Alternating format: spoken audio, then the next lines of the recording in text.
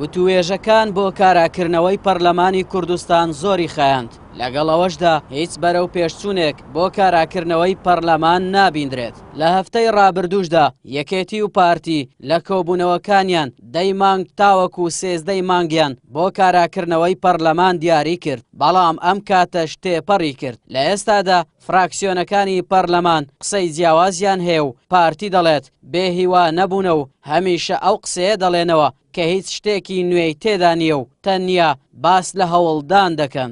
هێزولیانە سیاسەکان بگەینە ئەنجامێکی یەکڕزی نیشتیمانی و بەیەکەوە بە تەوافقێکی نیشتیمانی ئەو کارانە بکەین، بەڵام بە دڵنیاییشەوە ئەگەر هێزێک هەبیتن بڕیاری پێشوەختەی هەبیتن بڕیار بداتن نێتە پێشەوە لەگەڵ مبادرەکاندا هەڵکردنێکی نەبیتن ناکرێ ئەو وڵاتە یان ئەو پەرلەمانە یان هەموو جمگەکانی ئەو وڵاتە ببنە قوربانی بیر و بۆچوونی هێزێک کە بیەوێتن ڕێیەکانی خۆی فەرز بکە بەسەر لایەنەکانی دیکە. بۆیە ئێمە هیوادارین بە تەوافقە نیشتیمانیەکە بگەینە ئەنجام، ئەگەر نەگەیشتە ئەنجام بەڕێ هەوڵی دیکە هەیە کە بە شێوازی دیکە بگەینە ئەنجام.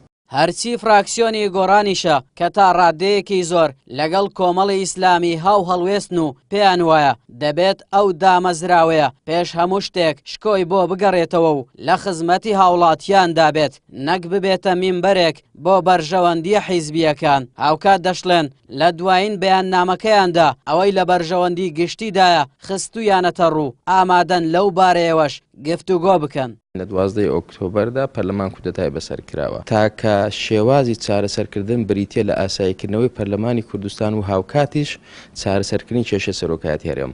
بەڵام ئەگە کاراکردنەوەیەک لە دەرەوەی ئەم سیناریۆیە بێ و بۆ درێژە پێدان بێ بە قەیرانی سەرۆکایەتی هەرێم و بۆ چارەسەر نەکردنی پەرلەمان بێ بە شێوازێک کە کۆدەنجی نیشتمانی لەسەر بێ، بێگومان ئەوە دەچێتە چوارچێوەی درێژەدان بە کودەتاکە کە بەسەریدا کراوە. فراکسیۆنی بەرەی تورکمانیش دەڵێت ئەگەر ئەوانەی باسی خەمی نیشتیمان دەکەن بابێن سەرەتا ڕۆڵ بۆ پەرلەمان بگێڕنەوە.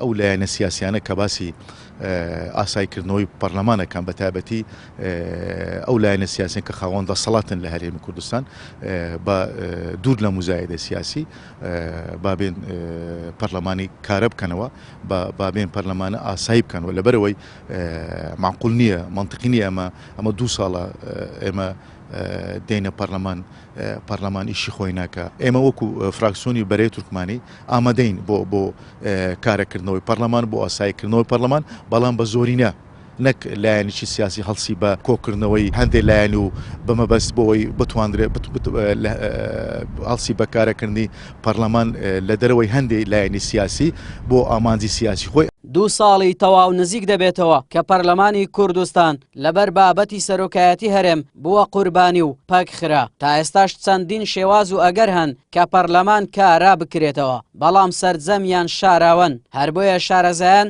لە ئەگەری کاراکردنەوەی پەرلەمان بەبێ هەندێک لایەنی سیاسی و لە پێناو ئامانجێکی دیاریکراو بە مەترسی دەزان و وەک ئەرشیفێکی تاڵتر دەیخەنە سەر پەڕەی مێژوو.